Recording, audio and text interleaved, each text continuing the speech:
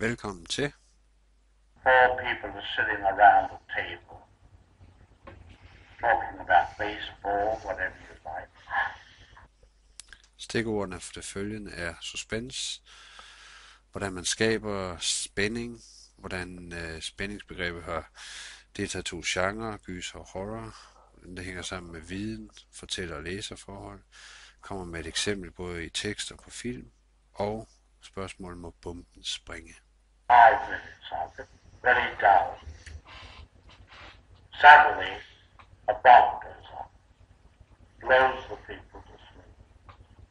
What do the audience have? 10 seconds of shock. Horrorgenren er altså godt nok på det begreb, der hedder surprise og på chok. I gysergenren er det anderledes. Der er det mere spændende.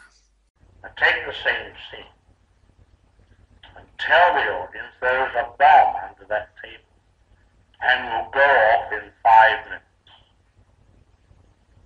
So the whole emotion of you is totally different because you've given them that information. That in 5 minutes' time, that bomb will go off. Now the conversation about baseball becomes very vital because they're saying to you, don't be ridiculous, stop talking about baseball, there's a bomb under there. You've got the audience working. Ja, som Hitchcock så rigtigt siger, så handler det om at gøre læseren aktiv. Der er flere forskellige planer i det, som I kan se på den her model, I selv kan læse. Udsigelsesplan, handlingsplan og på læserplan. Og det kan I selv udforske. I slutscenen af John Boynes bog har vi scenen i gaskammeret, hvor han bibeholder drengen Brunos synsvinkel inde i gaskammeret.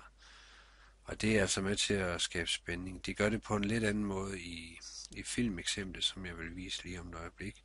Fordi der kommer et spændingselement i, at faren ved, at han er væk.